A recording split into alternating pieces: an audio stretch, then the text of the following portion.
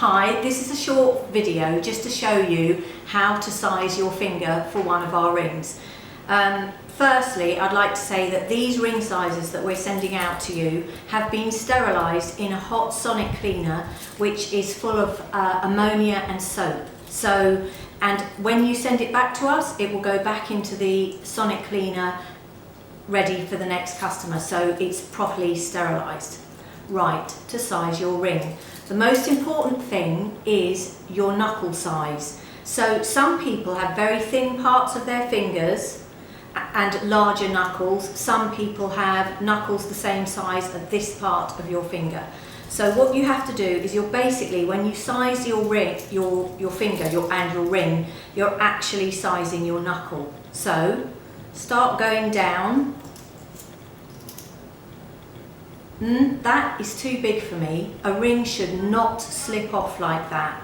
If I sized a ring with that ring sizer, although it's quite comfortable to wear, the minute your hand gets cold, that's going to fall off and you won't even feel it.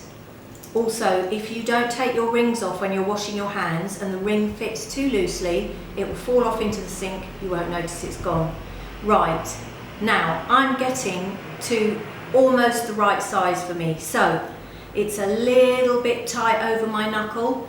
If I push that on, that is actually going to feel quite good. Now, this is very important. If you feel that this is stuck on your finger, don't panic. Right, do not do this over and over and over again. Your finger will become engorged and eventually you'll just have to break the ring sizer to get it off. What you do is this, very simple.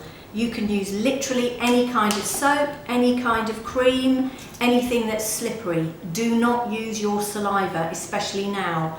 It's not a good idea. Right, look, easy peasy, just came off. If you can get something on, you can definitely get it off again. So that's actually a pretty good size for me. I might even try and go down a size smaller. No, that's too much of a push on that finger to get it on. So if I was going to buy a very expensive, beautiful diamond ring, this is the correct size for me.